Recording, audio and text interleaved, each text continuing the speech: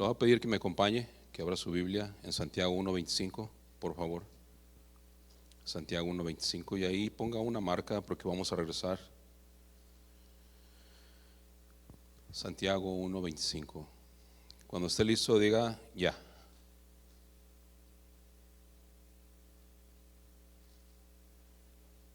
¿Ya? Amén. Dice Santiago 1:25: mas el que mira atentamente en la perfecta ley, la de la libertad, y persevera en ella, no siendo oidor olvidadizo, sino hacedor de la obra, este será bienaventurado en lo que hace. Acompáñeme a orar.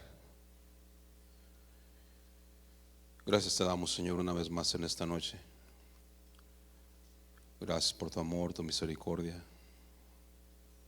Eres bueno, Señor, en todo tiempo. Agradecemos, Señor, que hoy una vez más te glorificas en medio de la alabanza de tu pueblo.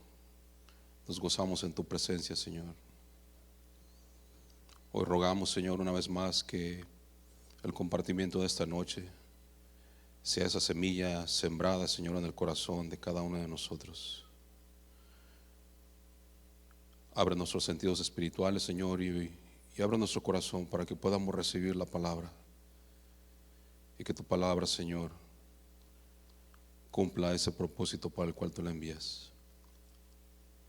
En el nombre de Jesús, amén.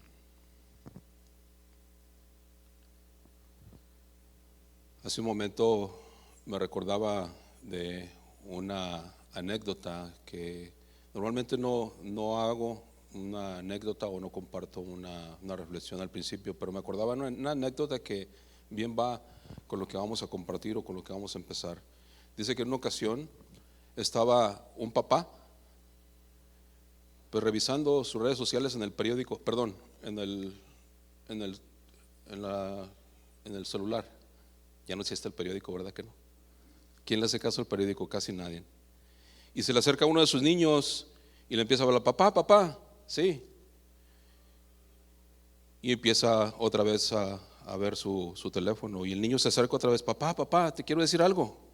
Sí, dime, te estoy escuchando. Entonces el niño, ya un poco frustrado, levanta la voz y dice: papá, te estoy hablando, que quiero que me escuches. Sí, te estoy escuchando. Pues escúchame con los ojos, le contesta el niño. Escúchame con los ojos. Mis hermanos, es lo mismo que quiere el Señor. Este niño estaba pidiendo toda la atención. Al decir escúchame con los ojos, estaba pidiendo la atención total de su papá, ¿verdad? Esta es una distracción, puede ser algo bueno para utilizarlo y evangelizar y hacer muchas cosas, pero también es un arma de dos filos, ¿ok? Entonces el niño estaba pidiendo la total atención de su papá, y de la misma manera el Señor pide la atención total de nosotros en cada compartimiento, no nomás hoy, en cada compartimiento de la palabra. Amén. No se le va a olvidar cuando esté en su casa y el niño le hable que tiene que cerrarle y ponerle atención. Dice pues el apóstol Santiago: no siendo un oidor olvidadizo, sino hacedor de la obra. El ser un oidor y hacedor nos lleva a una promesa de parte de Dios para usted y para mí en este mismo capítulo 1, versículo 25 de Santiago. Y se lo voy a leer en la versión Nueva Traducción Viviente. Es el mismo capítulo, mismo versículo. Dice: pero si miras atentamente en la ley perfecta que te hace libre y la pones en práctica, y no olvidas lo que escuchaste, entonces Dios te bendecirá por tu obediencia. Seguimos compartiendo durante todos estos miércoles, y creo que se va a seguir extendiendo los temas referentes a la obediencia, ¿verdad? Que tanto necesitamos. Yo necesito ser más obediente.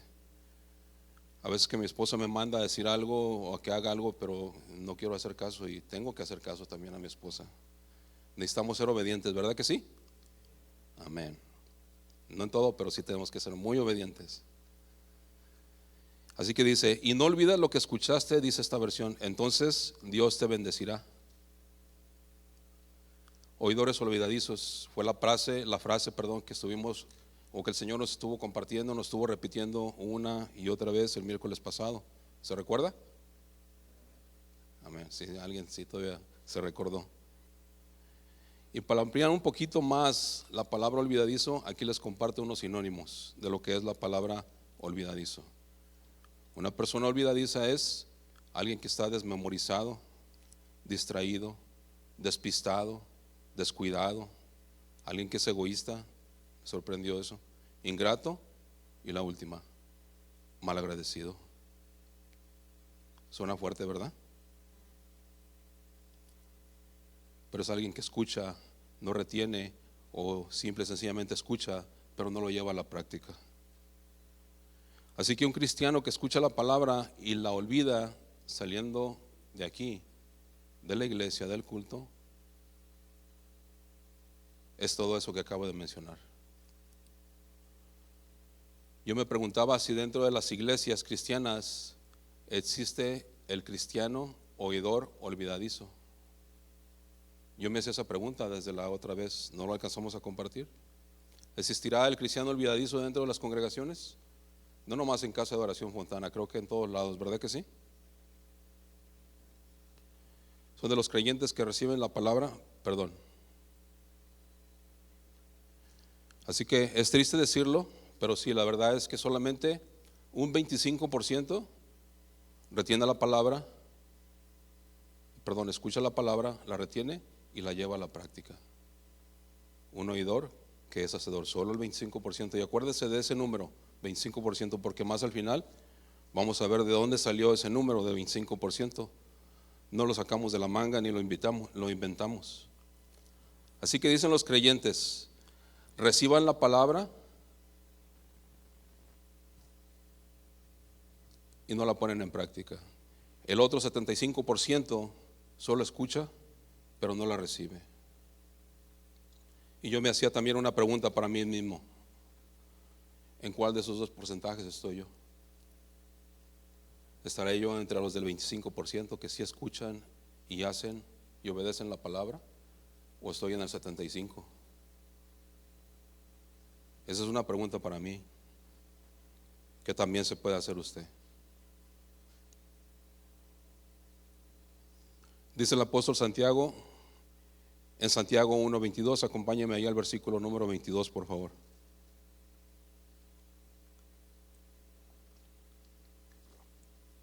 Dice, pero sed hacedores de la palabra y no tan solamente oidores, engañándonos a vosotros mismos. Hacedores de la palabra y no solamente oidores, mis hermanos. Dice la última parte de este versículo que acabamos de leer, del versículo 22 de Santiago 1, que al no ponerla en práctica nos engañamos a nosotros mismos. Y yo creo que engañar a alguien es feo, ¿verdad que sí? Pero engañarnos a nosotros mismos debe de ser todavía mucho más feo. Resalta esta frase el apóstol Santiago en el capítulo 1, versículo 25, oidores olvidadizos. Recuerdo yo cuando estaba en mis años de juventud, ya pasó mucho tiempo, me gustaba mucho andar en la calle con los amigos, y de repente a la hora de que ya se venía el tiempo de la misa, normalmente era la de las 8, mi mamá salía a la calle y me buscaba: hijo, ya vete a oír misa, ya va a empezar la de las 8. ¿A alguien más le decían también, vete a oír misa? ¿O nomás a mí? Bueno, a la de las 8, ¿verdad que sí? Sí, esa era la buena. Yo nunca entraba, fíjese, siempre me quedaba atrás, y aparte iba según a escuchar, pero no escuchaba porque estaba acá atrás con los amigos platicando y nunca entendía tampoco el mensaje. Así que no entraba, oía, pero no entendía. En esos tiempos que estamos viviendo ahorita, mis hermanos, que son los tiempos finales, ¿cuántos creen que nuestro Señor Jesucristo está ya por venir? Amén. Nosotros los cristianos no andamos muy lejos de esta realidad. Oímos la palabra un domingo, y luego después un miércoles, y luego después otro domingo, y luego otro miércoles, y por ahí una prédica en Facebook, y luego otra en YouTube, casi más en Facebook y YouTube, ¿verdad? Y oímos, y a la hora de ponerla en práctica dentro de nuestros hogares, con los seres queridos que Dios nos puso bajo nuestra responsabilidad, empezando con el trato hacia nuestra esposa. ¿Dónde está mi esposa? Ay, perdón, ahí está.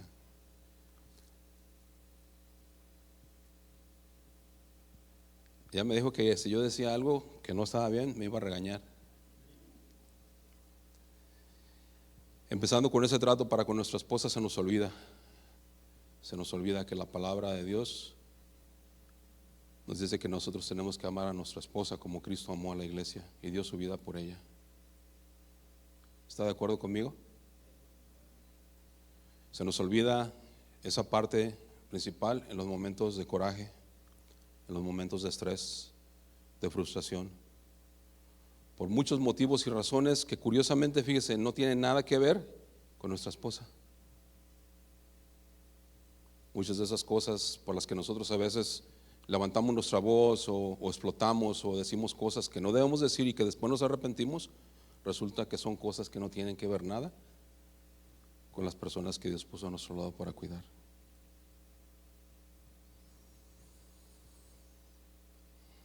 Se nos olvida a veces que nuestra primera iglesia es nuestra familia. Y ese debería ser el primer lugar donde nosotros, los que oímos la palabra de Dios, que nos llamamos cristianos, deberíamos de ponerla en práctica. Desde ahí de nuestros hogares. Ahí es donde damos el primer testimonio. Entre tantas cosas que pudieran ser el motivo, creo yo, y soy yo creyendo, ¿ok?, que muchos de nuestros hijos a nosotros no nos siguen porque en alguna ocasión hemos dado mal testimonio o estamos dando mal testimonio delante de ellos. Nuestros hijos esperan ver a un cristiano, a una cristiana, y de repente resulta de que el cristiano o la cristiana que habla la palabra pierde el control completamente y no regaña corrigiendo, regaña desde la frustración, desde el coraje, desde el estrés que pueda estar pasando en este momento por diferentes situaciones. Entonces, muchos de nuestros hijos no nos siguen por esa razón, pero algunos de nuestros hijos que nos siguen, y están dentro de una iglesia, es por la pura gracia y la misericordia de Dios.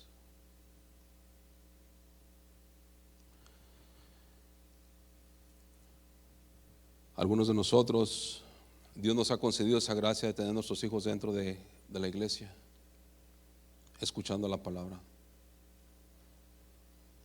Y a veces nosotros, los que deberíamos de estar firmes en la palabra, andamos claudicando entre dos pensamientos: ¿será azul o será negro?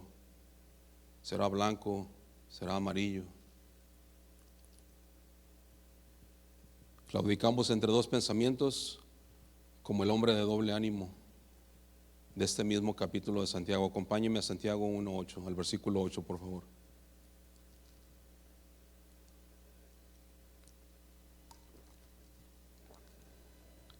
Dice Santiago 1:8: el hombre de doble ánimo es inconstante en todos sus caminos. Un versículo que todos no sabemos, ¿verdad? Si no lo sabemos de memoria.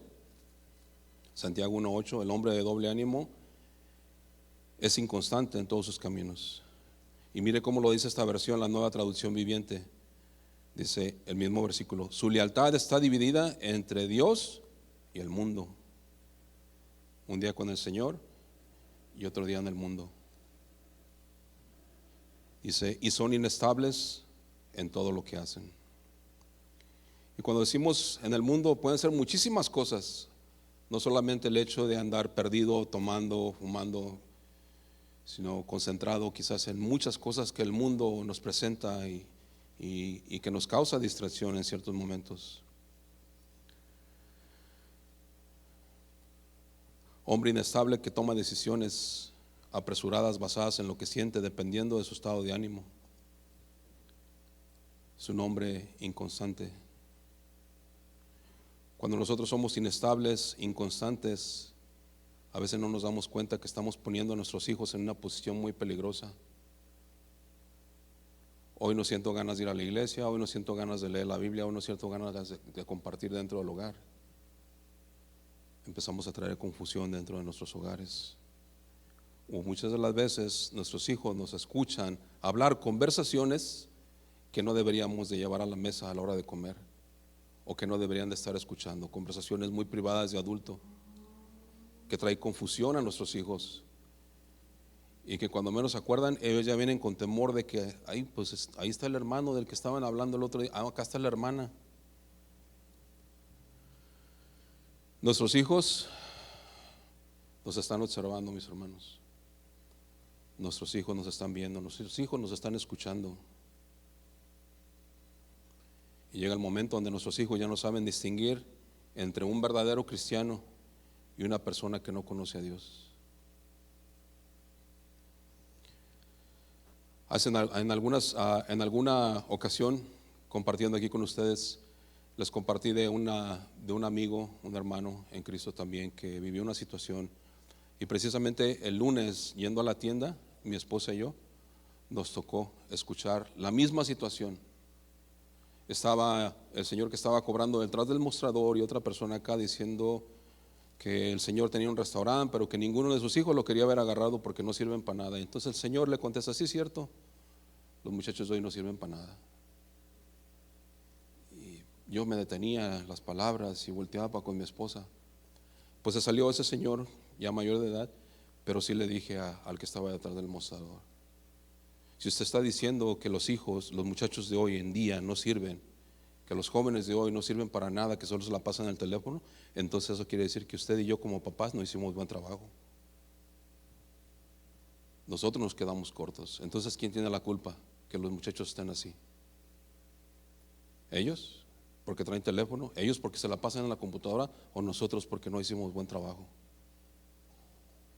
Ya no me pudo decir nada. Mi intención no era atacarlo, pero sí dejar algo en claro, ¿no? Que muchas de las veces le echamos mucho la culpa a los muchachos, y sí, tenemos que corregir, no me malentiendan, ¿verdad? Pero mucho de las formas en que están viviendo nuestros hijos, de la forma en cómo están actuando, es también por causa de nosotros. Amén. Nuestro Señor Jesucristo, compartiendo el sermón del monte con muchas personas, dice que había muchas personas, incluyendo a sus discípulos, que escuchaban también esa enseñanza. Le dice, ya casi para terminar al final, acompáñeme ahora a Mateo 7, versículo 26, por favor.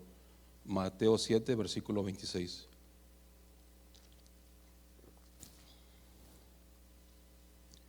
Cuando lo tenga, diga amén. Dice el versículo 26: pero cualquiera que me oye estas palabras y no las hace, lo compararé a un hombre insensato que edificó su casa sobre la arena. ¿Qué es un hombre insensato?, me preguntaba yo. ¿Qué es un hombre insensato? ¿Se ha preguntado en alguna ocasión qué es un hombre insensato? Yo me hacía esta pregunta, y de acuerdo al diccionario de la lengua española, un hombre insensato es alguien que es falto de sensatez. Qué revelación, ¿verdad? Pero también dice que es un tonto o un fatuo. ¿Y qué es un fatuo? Es alguien falto de razón o de entendimiento. Aquí le doy unos sinónimos también.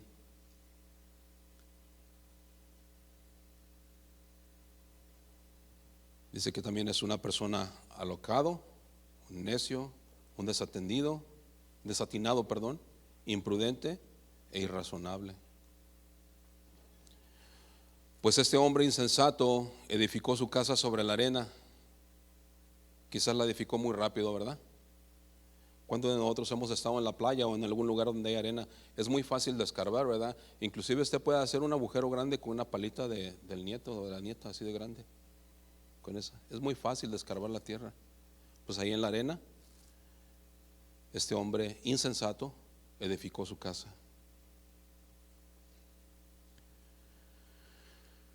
Pues a este hombre insensato quizás no le costó mucho trabajo escarbar ni construir su casa, pero sí le costó caro el no haber hecho caso a las advertencias.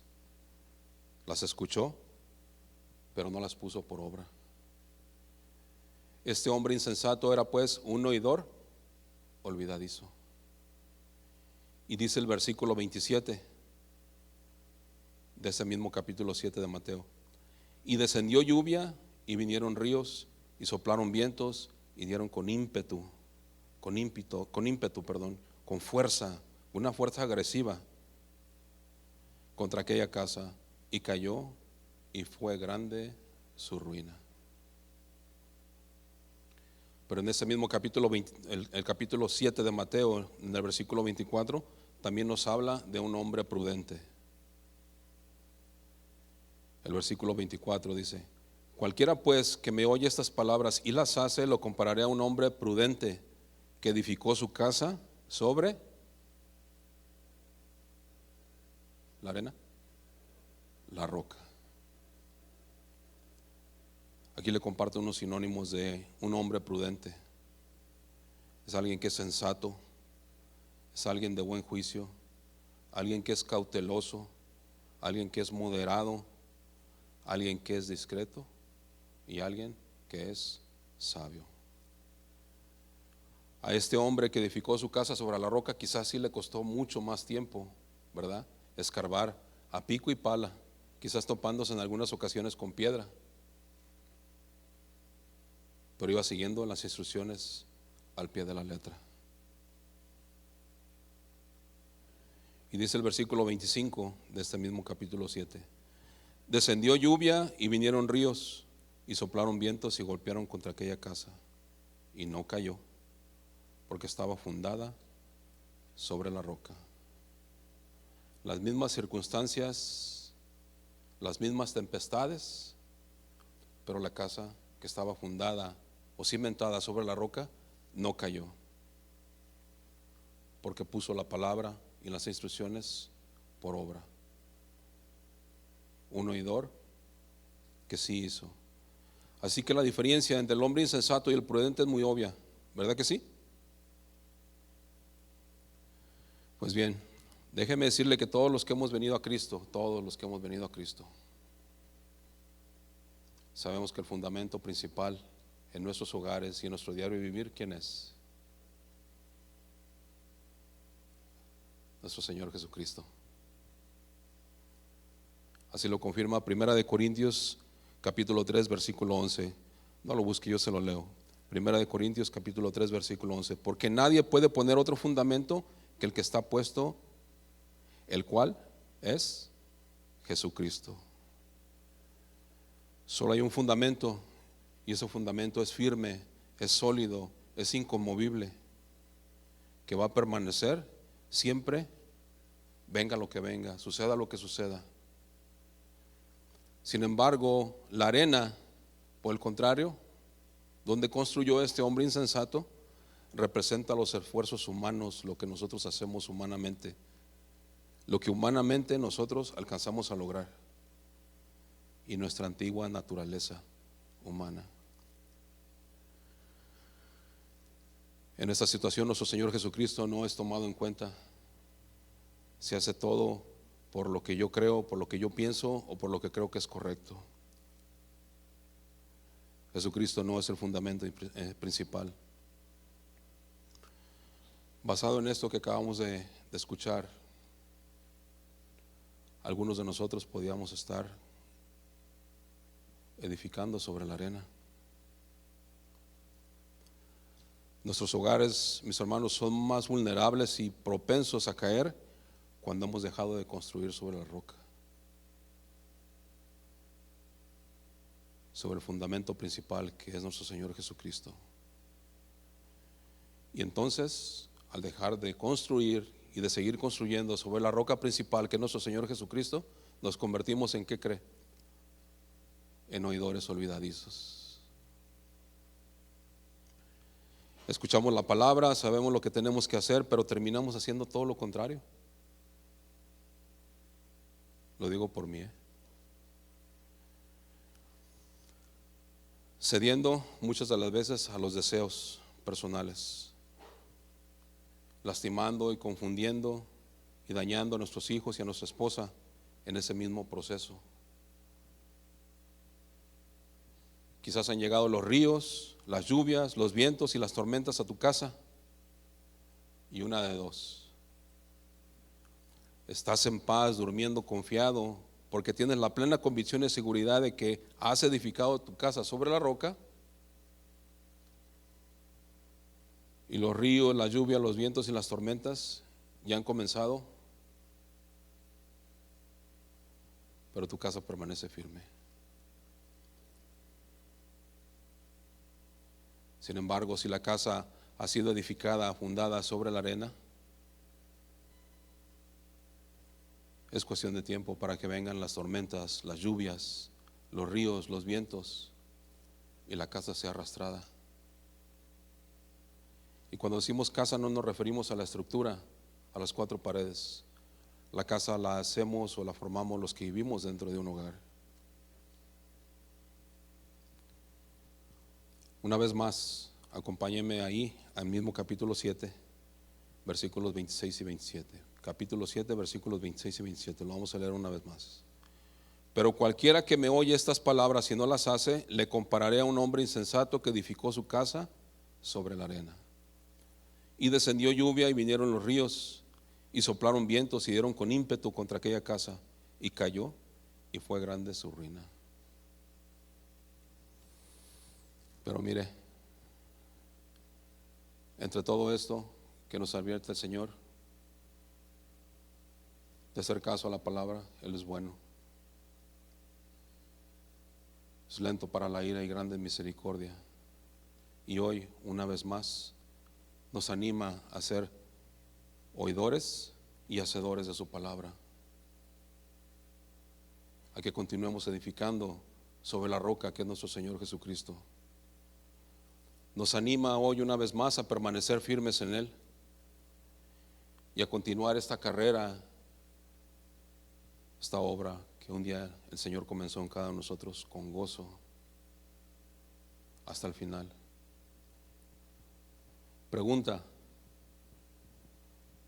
¿qué vamos a hacer con la palabra que estamos escuchando? La vamos a poner en práctica, ¿verdad que sí?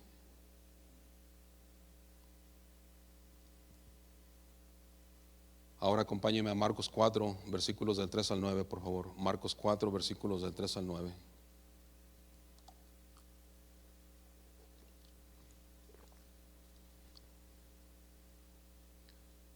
Nuestro Señor Jesucristo, hablando de la parábola del sembrador,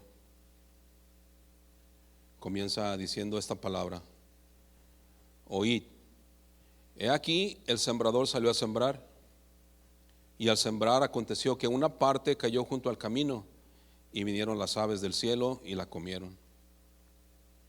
Otra parte cayó en pedregales, donde no tenía mucha tierra, y brotó pronto porque no tenía profundidad de tierra. Pero salido el sol se quemó porque no tenía raíz, se secó. Otra parte cayó entre espinos, y los espinos crecieron y la ahogaron, y no dio fruto. Pero otra parte cayó en buena tierra y dio fruto, pues brotó, creció y produjo a 30, a 60 y a 100 por uno. Entonces les dijo: el que tiene oídos para oír, oiga.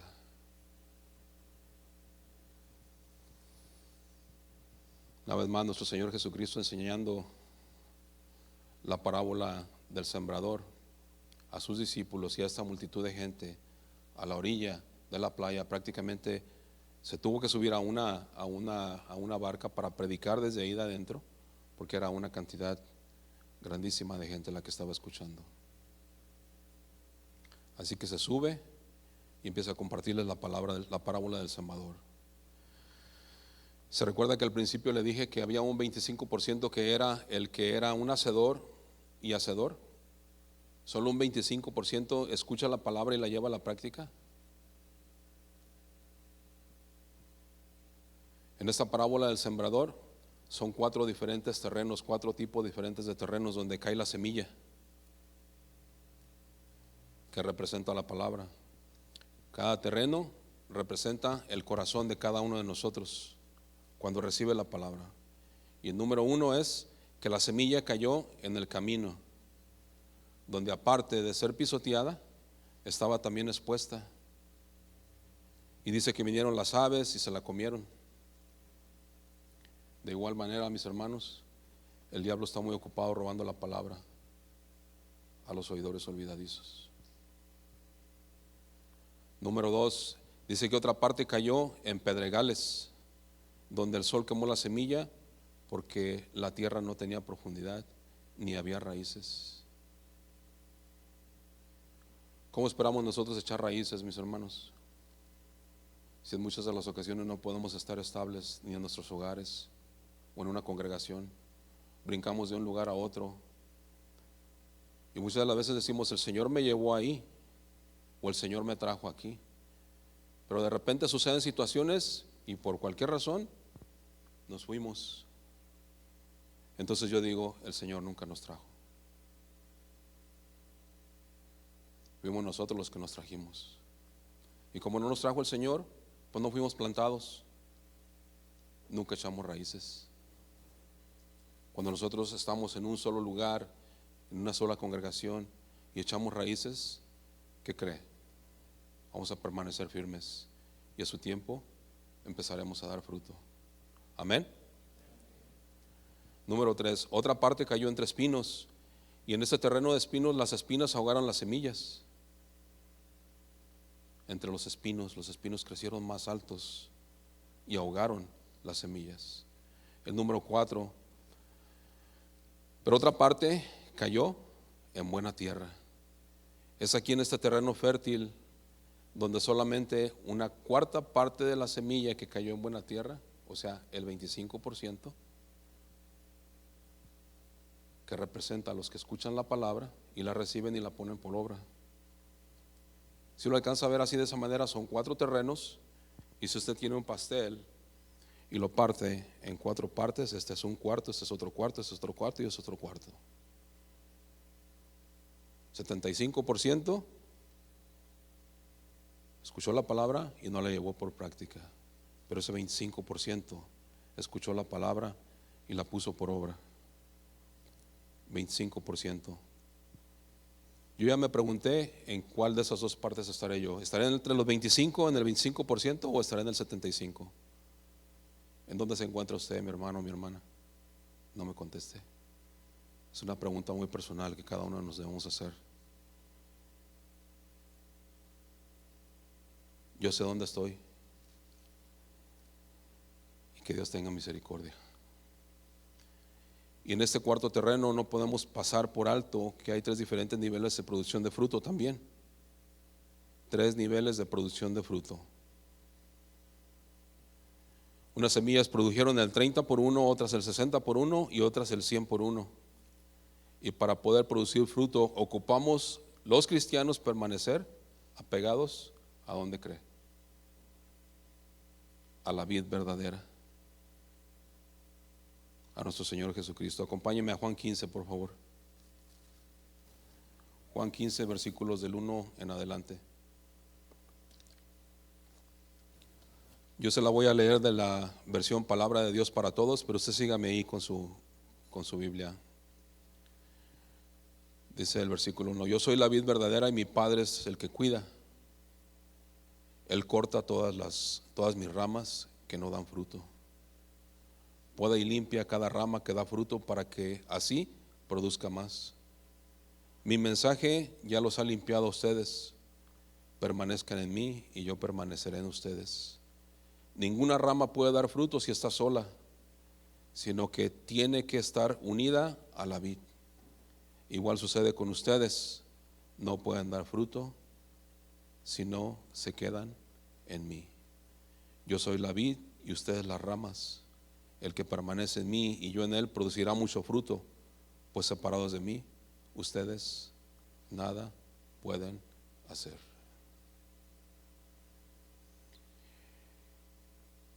En una ocasión leíamos, mi esposa y yo, este mismo capítulo 15,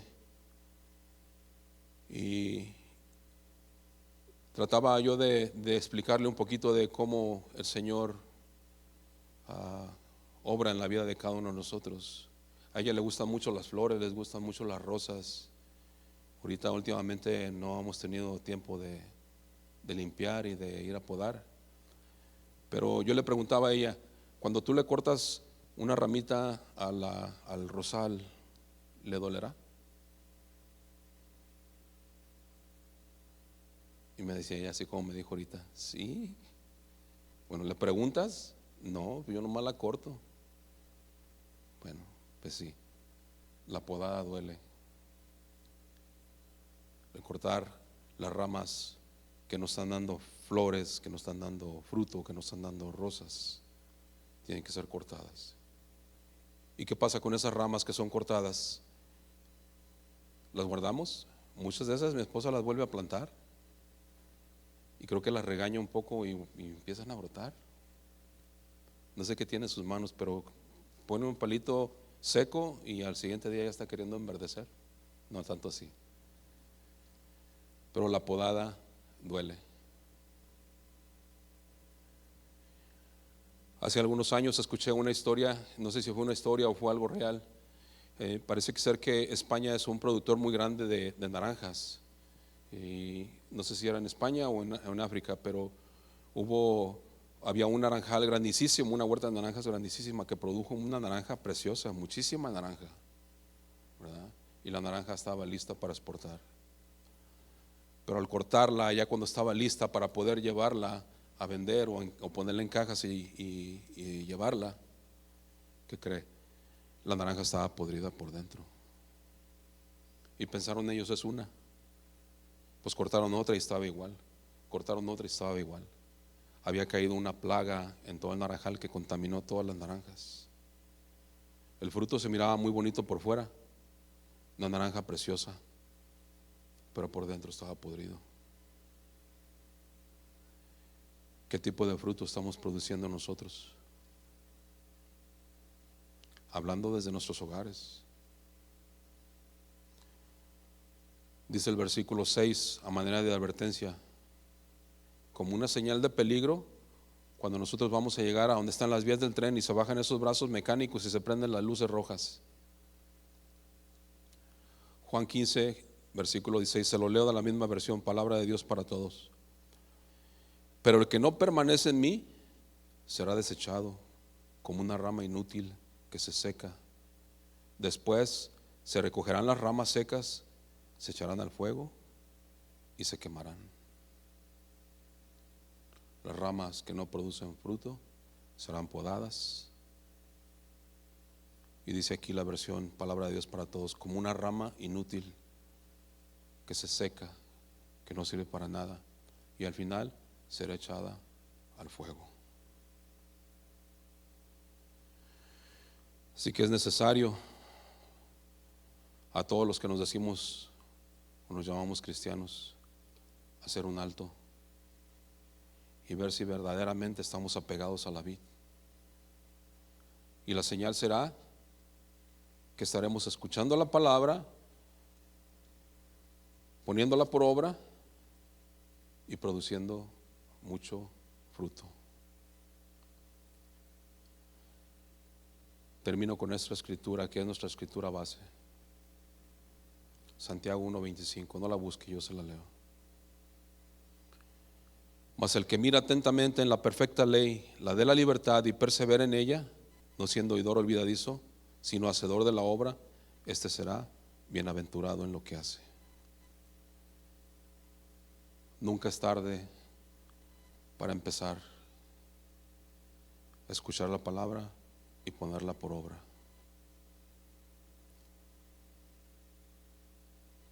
Hoy es el día. Vamos a poner un video que entre semana nos llegó como una bendición, y si nos puede hacer el favor de poner toda su atención.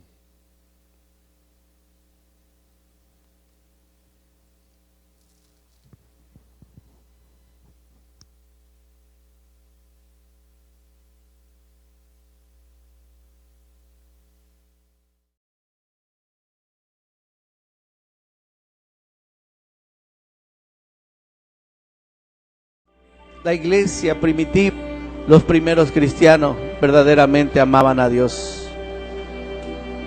Hoy la iglesia necesita entender que la pasión y el amor por Cristo debe ser mayor que tus problemas, aún mayor que tus cosas que tú le das prioridad. Eso es una persecución de los primeros cristianos.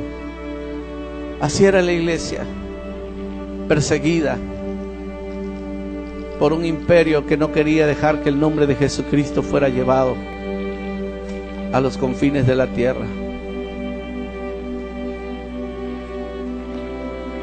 Los primeros cristianos no buscaban posición.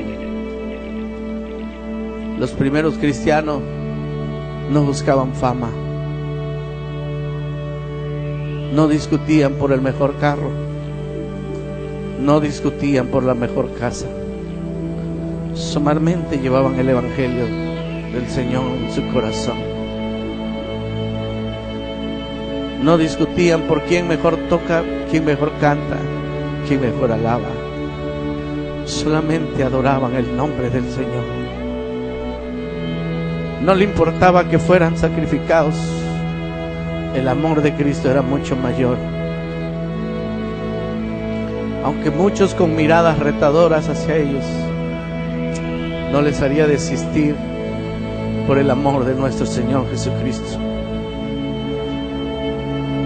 El amor de Cristo se reflejaba en cada uno de ellos. Ellos no iban a un encuentro y después a un preencuentro o a un posencuentro y después al reencuentro y después a un lanzamiento. Solamente tenían un solo encuentro y no dejaban de adorar a Dios. Eran hombres de fe.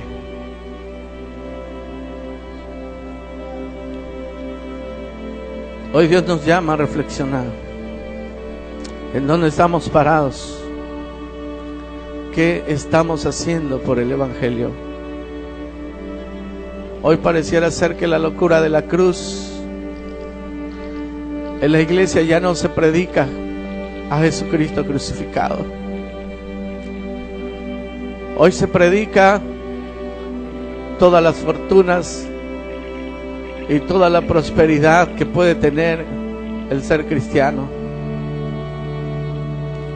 Hoy se comparten temas que evaden la cruz de Jesús. Hoy se comparten los temas donde nada que ver la cruz de Cristo, nada que ver el Evangelio. La locura de la cruz se ha perdido y es por la cual le agradó a Dios salvar a muchos.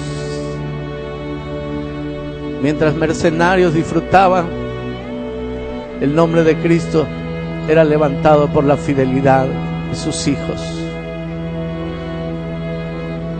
no negando la fe, sabiendo que un día aquel que les había prometido regresar vendría por ellos, aquel que les dijo: por mi causa os perseguirán, por mi causa os meterán a la cárcel, porque así como no me conocieron a mí, algunos de ustedes no les conocerán. Serán encarcelados, serán llevados, serán perseguidos por causa de mi nombre. Pero no teman, yo estaré con ustedes. Yo estaré ahí con ustedes para que su fe no falte. Oh amado Dios, necesitamos volver, Señor, a la locura de la cruz, al Evangelio sin mácula, al Evangelio, Señor, no adulterado. Oh amado Dios,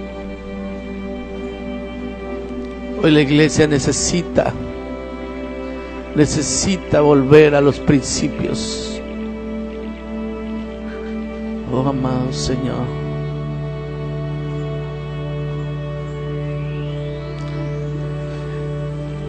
esas son algunas de las cosas que se vieron en el Coliseo Romano. Pero usted no se imagina la cantidad de cosas que sufrieron.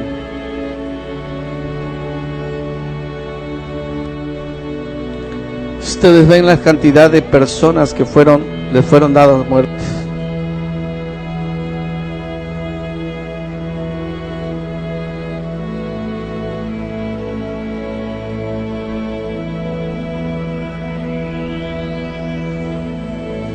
¿Dónde está la iglesia de Jesucristo hoy? ¿Dónde está la iglesia de Jesús?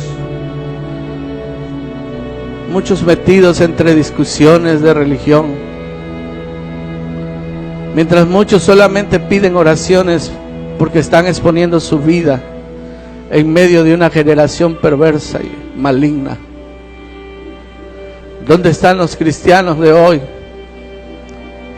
¿Dónde? Ellos no buscan ningún privilegio literal, no buscan un puesto político, no buscan ninguna posición dentro de la iglesia, no buscan nombres honoríficos, no buscan ser llamados apóstoles, profetas, evangelistas, porque ellos no lo necesitan, ellos así son. Y miles de cristianos hoy viven saliéndose de la iglesia porque no los miraron bien, porque no les hicieron caso a sus caprichos, porque ellos tenían una idea de cómo hacer las cosas y no le fueron aceptadas, y solamente renuncian al evangelio y renuncian a Jesucristo. Maldicen a sus pastores, desobedientes a ellos. Aún lo que hacen es hacer ver mal el evangelio de Jesucristo. ¿Dónde está parada la iglesia? ¿A dónde está parada la iglesia?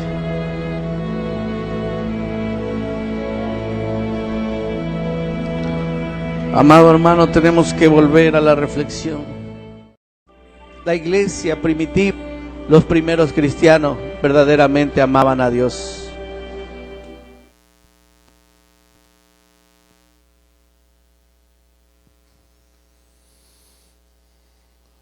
¿Dónde está parada la iglesia?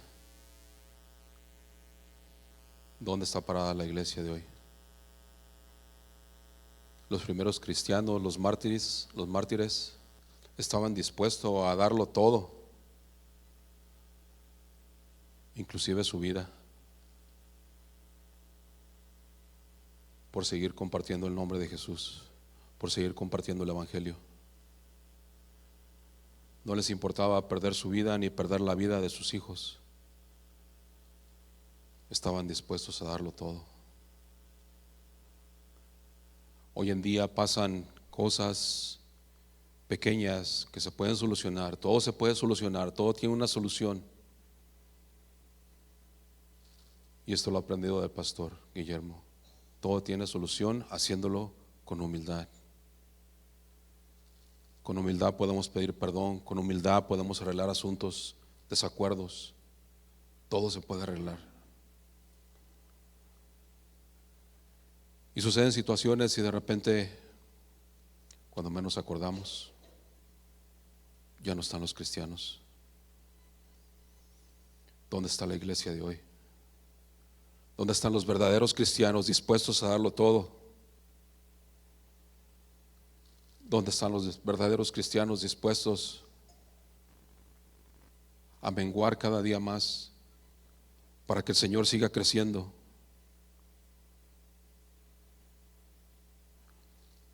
¿Dónde están los verdaderos cristianos? Acompáñeme a orar. Padre, te damos muchas gracias en esta noche, Señor. Gracias que una vez más, Señor, nos recuerdas, nos exhortas, Señor, y nos hablas a no solo ser oidores de tu palabra, Señor, a no ser oidores olvidadizos, sino a ser oidores y hacedores de tu palabra, Señor. Los primeros cristianos solo querían alabarte, Señor. Solo querían bendecirte. Solo querían exaltar tu nombre, Señor. No les importaba perder la vida. Ayúdanos, Señor. Necesitamos de ti todos los días, Señor. Hoy necesitamos mucho más de ti que el día de ayer, Señor. Necesitamos de tu presencia en nuestras vidas, Señor. Necesitamos de tu presencia dentro de nuestros hogares. Necesitamos de tu presencia en todo lo que hacemos, Señor. Para que el día que vengamos y nos reunamos aquí, Señor, a levantar y a exaltar tu nombre, a honrarte a ti, a darte gloria, podamos manifestar, Señor, tu presencia dentro de nosotros. Ayúdanos, Señor. Ayúdanos a seguir siendo hacedores, a continuar firmes, Señor, en medio de las luchas, en medio de las pruebas. Que a pesar de que pase lo que pase, nosotros podamos seguir edificando sobre la roca firme, la roca inconmovible. Y que a su tiempo cada uno de nosotros podamos dar fruto abundante, Señor. Que no seamos podados y desechados como una rama seca que no sirve para nada. Que muy por el contrario, Señor, cuando nos podes, aunque duela, podamos seguir dando fruto y fruto abundante, Señor. En el nombre de Jesús, bendice a cada uno de mis hermanos, Señor, los que estamos aquí presentes y los que están escuchando a través de las redes sociales. Bendice sus hogares, Señor. Bendice sus familias. Bendice sus casas, Señor. Bendice sus trabajos. Pero que tu palabra no falte, Señor, en nuestras vidas. Que tu palabra no falte en nuestros hogares. Que el compartimiento de tu palabra, Señor, no falte entre nuestros hijos. Que podamos ser de buen testimonio, Señor, aún sin hablar, delante de nuestros hijos. Buen testimonio, porque tu palabra vive dentro de nosotros, porque tu palabra está dentro de nosotros. Ser de buen testimonio a nuestros hijos, para seguir en el camino, Señor, que tú has trazado para cada uno de nosotros. En el nombre de Jesús, Señor, te damos muchas gracias en esta noche. Amén, amén y amén. Dios les bendice, mis hermanos. Que pasen buenas noches.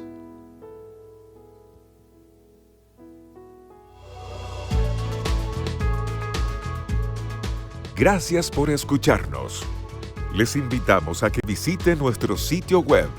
Acompáñenos en algunas de nuestras reuniones. Estamos en el 17244 Randall Avenue. Esperamos haber sido de bendición para su vida. Esto fue un mensaje de Casa de Oración Fontana. Estamos comprometidos con la verdad.